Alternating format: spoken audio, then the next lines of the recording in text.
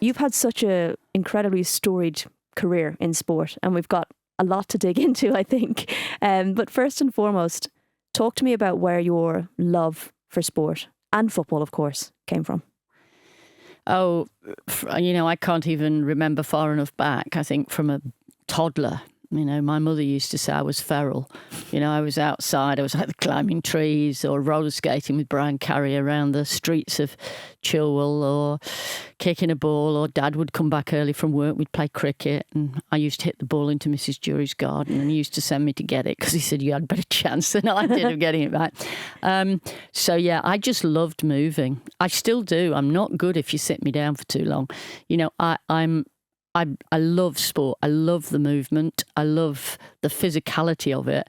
And then as I got older, I was intrigued by it, not just physically, but, I wasn't the best at anything I did, but I wanted to be. And I worked really hard at things, the sports that I thought I was going to be an international footballer. But when I got to secondary school, I was told I couldn't play football because they didn't do it. And I ended up playing netball and hockey. And, I worked really hard at things, but I was intrigued by how you became the best you could be. So it's just been a fascination all my life, really.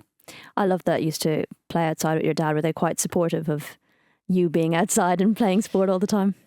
Mum was a wonderful mother, very loving. We were loved enormously. Dad was the sports person. Dad just was... he used to call himself my coach. He hadn't got a qualification to his name, but, he'd be out there with me no matter what. I mean, at one point I took up discus throwing, believe it or not. I was hurling the discus. I had a very good throwing arm. I could throw anything a great distance.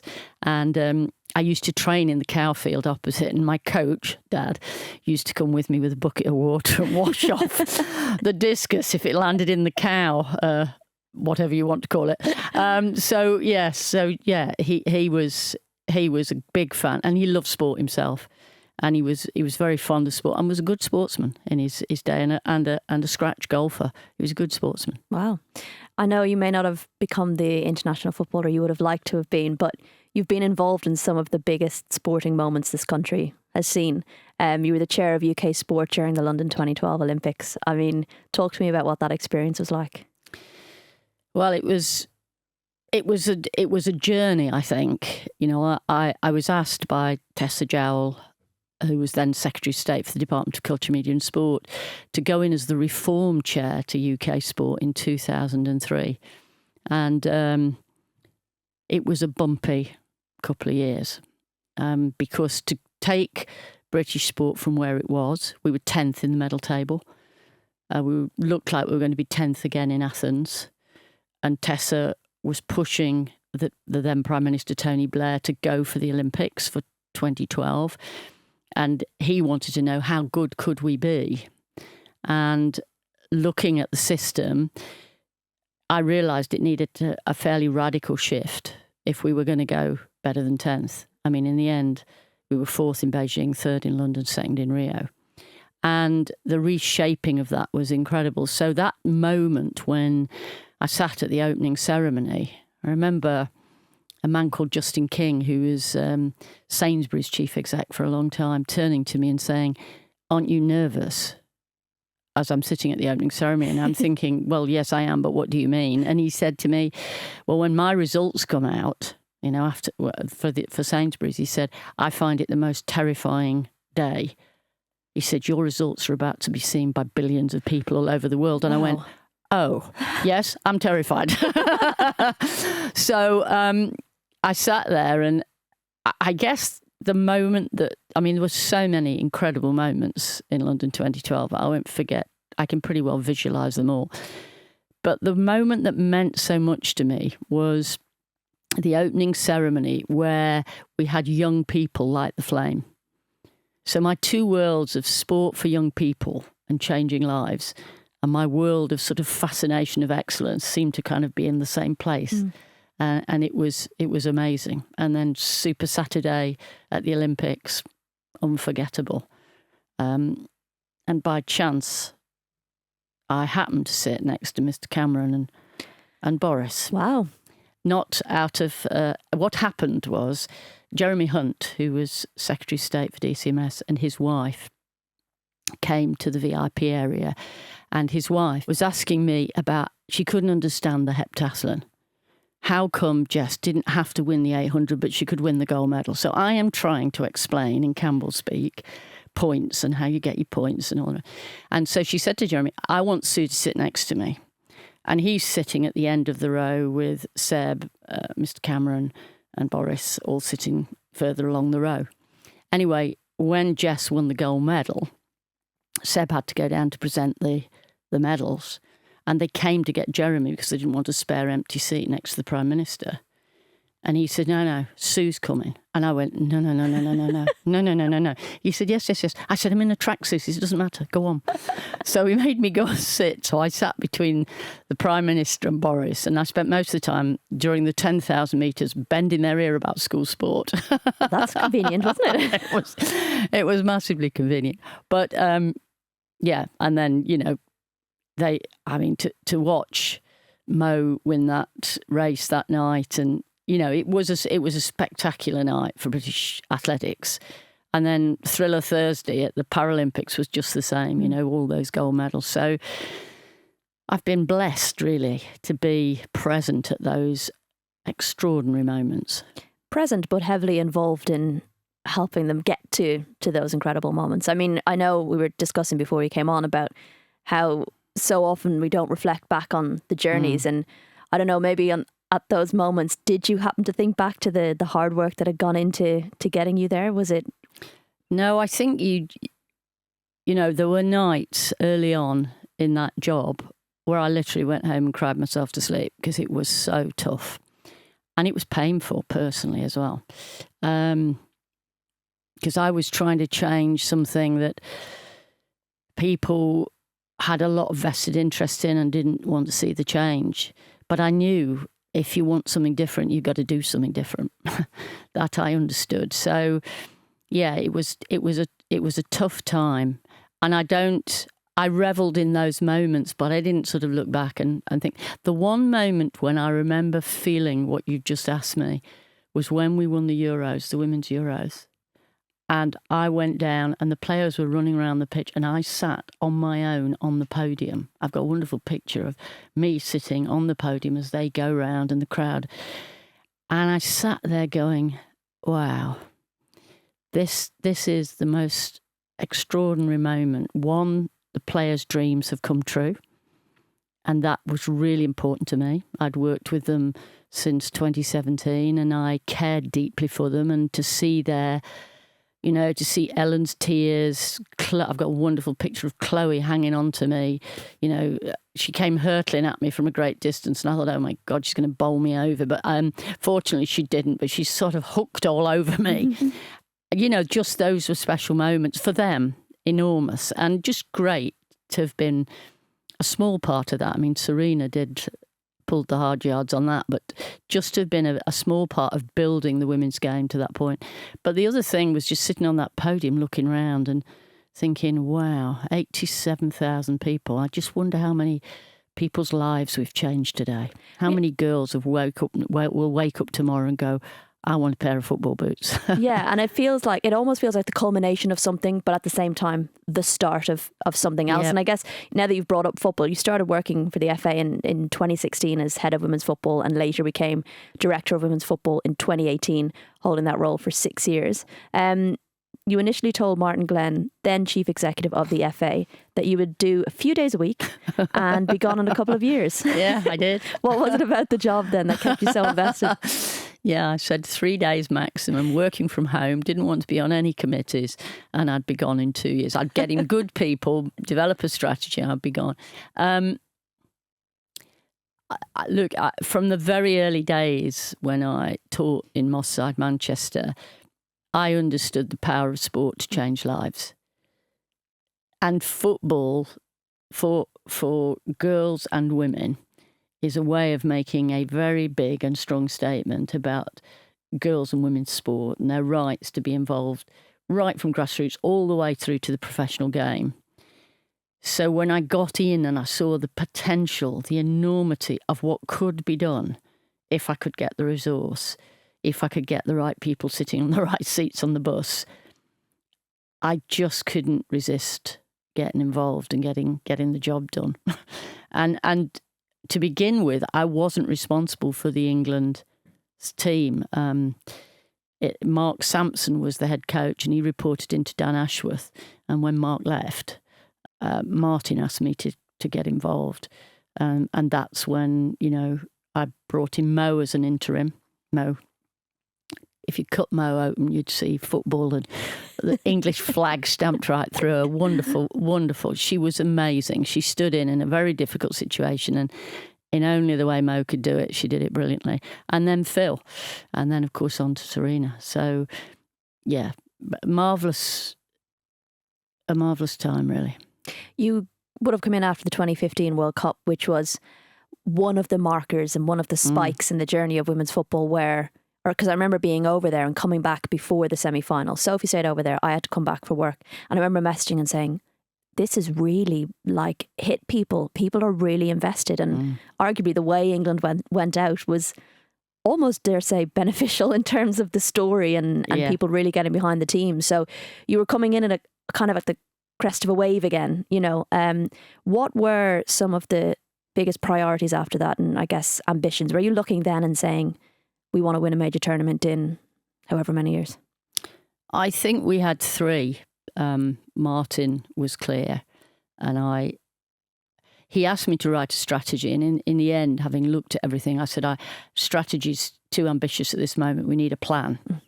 Because although we'd got individuals who'd worked hard in women's football and we'd made some progress, definitely, the reality was we didn't have a strategy.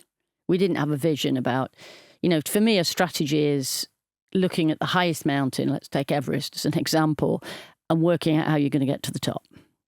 And that has to be everything from grassroots through your talent pathway to the elite end.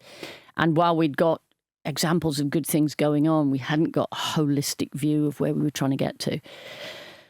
However, we agreed that were only three things really we were going to try and do. One was double participation.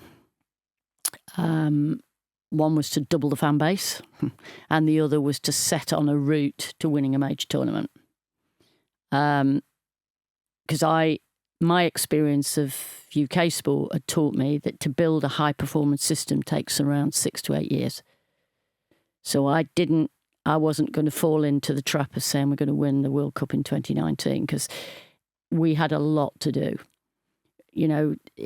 I know everybody in football looks at the coach, and I understand why, but there's so much more to a high-performance system. You've got to have the right people, the right sports psychologists, the right physical conditioning people, the right physios, the right docs. And it's not, in women's football, the experience and knowledge of women in those high-level elite areas is not where it needs to be. Only about 3% of the research that goes on in football goes on in women's football. So you're looking for individuals who have real expertise in elite women's sport, not elite sport per se, because women's issues are very different. So building a system, building the right people, building a plan, building the training program, building everything around it is key. It doesn't just happen because you get a great coach or you don't get a great coach. I mean, Serena unquestionably is incredible. Without question, of all the coaches I've seen, she's world class. I mean, she's just in a league of her own in terms of what I've seen in my life. And she's done a remarkable job. But that wouldn't have worked if the system around her had been poor. Well, yeah, if you think back to one of the areas, I guess, is the England talent pathway and how that was redesigned. One of the big achievements I think you've been credited with, and we're seeing the influence and impact of that now. Is there more that needs to be done within that pathway, or is it a case of allowing it to foster and grow? No. I mean, to be fair, Kay Cossington led much of that work. And yes, I supported her, but she did all the real soldiering on that area. And we did redesign because, as you know, we got criticised quite heavily for the fact that there wasn't diversity in the England team, and you can't suddenly have diversity unless your pathway has got diversity in it. So we needed to find new ways to find young people from very different backgrounds to get to enter our sport. Yes, we did redesign the talent pathway. Is there more to do? Oh my goodness, yeah. One, we need much greater investment in the talent pathway. Right now, really, the amount of investment compared to even one men's academy is minimal. We need a lot more investment in talent. I think the grassroots area is good and strong. We're now in 80% of schools. We've got clubs now that are really committed to having girls' sections and girls' teams and teams all the way through from 10 throughout 11, 12 onwards. But that talent pathway is a big piece of work that still needs a lot of investment and support. And I think if you asked any of the sports, including my latest one, netball, they would say the same thing. Whether you're talking to cricket, rugby, hockey, netball, football, women's talent pathways, there's an investment in the bottom, there's an investment in the top. It's getting that investment in the middle to help all of those who have the aspiration to pull on an England shirt to have the chance to do so. So it sounds a bit like it was pulling together many strands, improving many strands to ultimately make a tournament winning team. What would you say was the most challenging aspect of it? I think there were a few.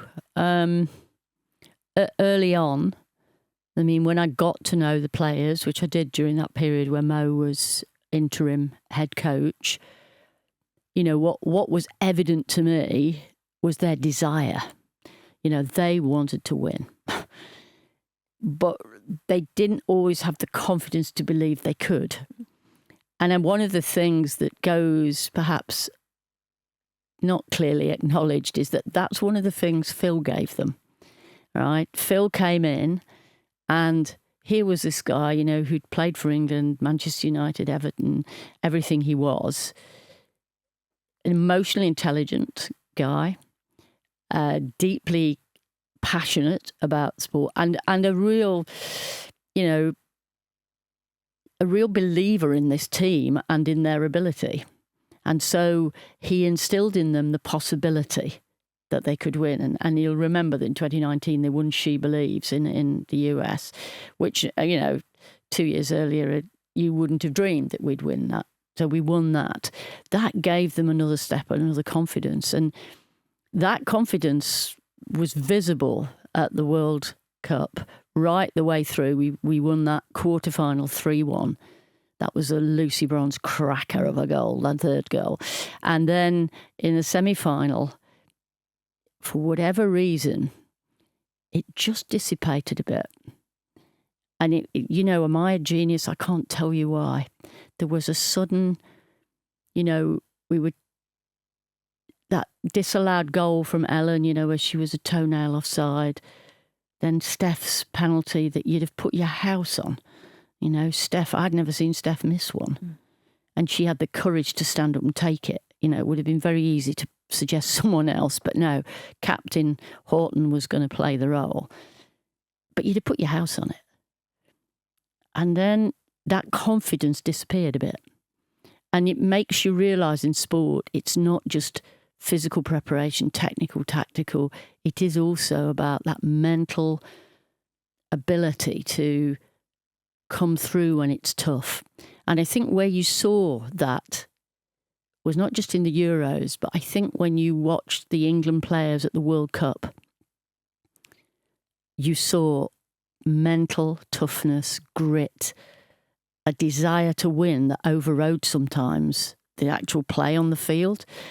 I think that has to be combined with the great technical expertise. So that was massively important, but also really helping with specific training and physical conditioning for women, thinking more carefully about nutrition, thinking about psychological preparation, thinking about all the medical stuff around menstrual cycle, pelvic floor, all the things that, in a way had been unspoken and not really talked about.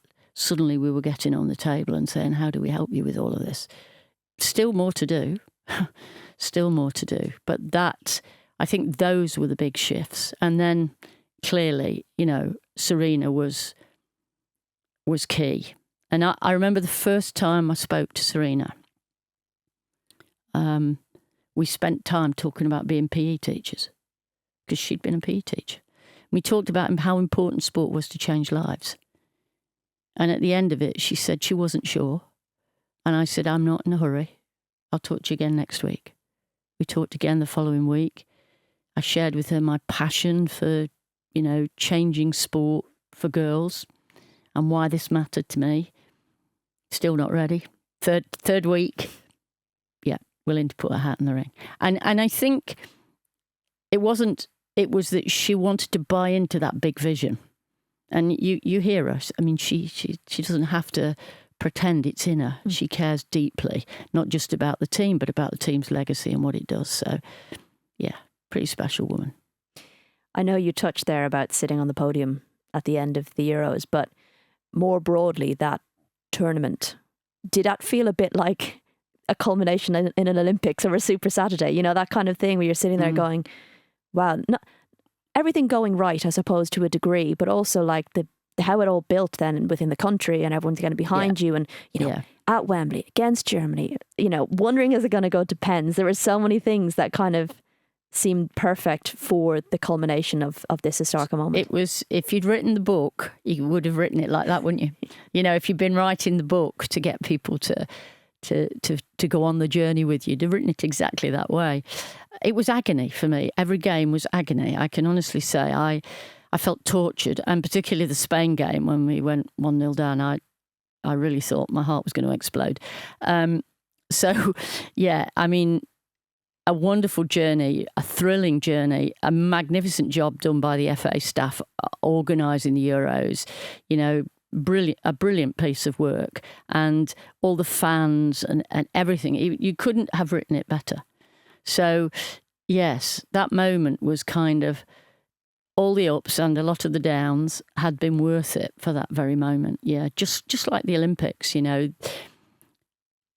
it's what I say in the book, leadership is it's not always comfortable. It's not always personally easy. You have to make some hard and difficult decisions. You have to be willing to, take the pushbacks, but you have to stay resilient. My father once said to me when I threw my kit in the dustbin because I wasn't doing very well at something, he said, your mum and I love you and we'll always love you, but you will regret giving up. What was I, 15, 16? I said, I'm not giving up. You can imagine, can't you? And he said, just one thing, he said. In life, you can be history, you can leave the kit in the dustbin, or you can make history. You can go and get that out and sort yourself. What do you think I did? I went and got it out. And it stayed, that has stayed with me on many an occasion when I've wanted to throw the kit bag in the dustbin. I wanted to throw the job in the dustbin and go, this is too hard, this is too painful, there's too many arguments to have to win. But it's worth it. Because unless we do that, we're not standing for anything. You either stand up for things or you don't. So, well, you're definitely not someone, I think, who rests on her laurels. And despite, we look at all this progress, many involved in the game, again, don't reflect, but think, right, what's next? What's next that we have to do? The women's game has come a long way. What's next? How much more do you feel there is to do? I guess, there was the big change of the league going over to WPLL. That's a big moment within women's football.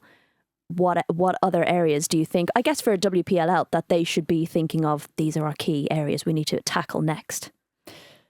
Well, when we won the Euros, Mark Bullingham called me in and said, who was the CEO of the FA, called me in and said, right, your one last job, because he knew that was a sort of closing moment for me. The one last job is to set up the Women's Professional League. And it sounded simple. That sounds quite a simple task. It turned out to be very hard, and it turned out to be another rugged journey, I think I'll call it. But we were very lucky in that we got Nikki. And very early on, we went out to recruitment. And then in my conversations with the chief execs of what essentially the Premier League clubs who own the Super League the majority of Super League clubs and the Championship clubs. They felt we were about to appoint too early. So we'd already made the decision Nikki was to be the CEO. But they said, no, we're not endorsing that because we don't think the vision is clear enough yet. So I gave Nikki the choice. I said, you can sit back and wait till we get the vision where we want to and then step back in, or you can take the chance of shaping the vision on the understanding that they might decide they don't like you, or they might decide they do like you. Brave, courageous woman that she is, she went, no, I'll step in and do it. And she did a brilliant job. You know, we went through a series of workshops with, we had 10 representatives from the Super League and Championship, chief execs. And she took them on a journey to help them appreciate, understand that the women's game was different. The fans were different. The players were different. The experience was different. Did we know how to market to the fans that we had? Did we understand the issues around women as players in elite sport? And there was a kind of dawning, oh, hang on a minute, this is something different. I think that journey has still some way to go for people to really understand it. You know, full credit to Arsenal, whose marketing team done a fabulous job filling those stadiums. We've still a lot of work to do to get people to come to our stadiums. So that's a big job. And it's not just about growing the fan base, it's growing the viability of the professional game. We need to get greater investment from broadcasters and commercial partners. And that's not in any way to, say anything negative about Sky or indeed the wonderful Barclays, who have been unbelievable supporters of the women's professional game. We need more investment.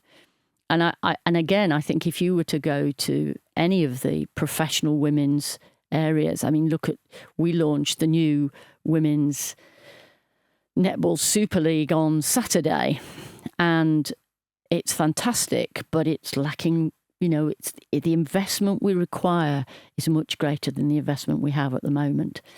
And some of that is we've got to get the fans, we've got to fill the seats and bring in the income that way. But the commercially and in broadcast terms, and the way we tell our story has got to be different.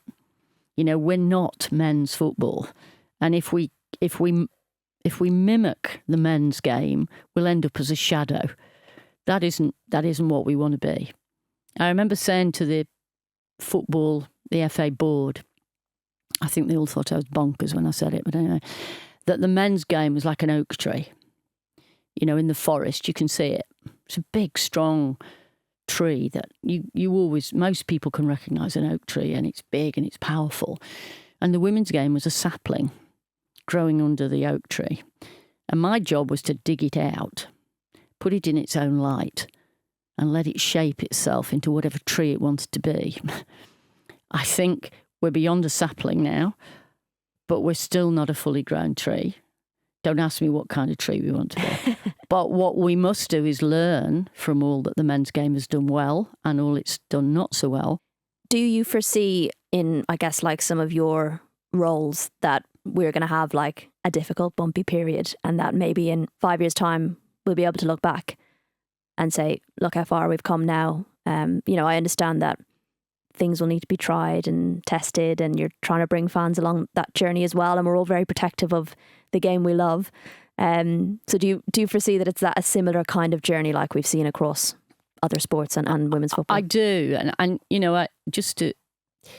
when we decided 2018 to relicense, and we set the standard for what we wanted to do for Super League. And in those days, it was Super League 2, but then became Championship. We set some standards, which meant you had to have some money.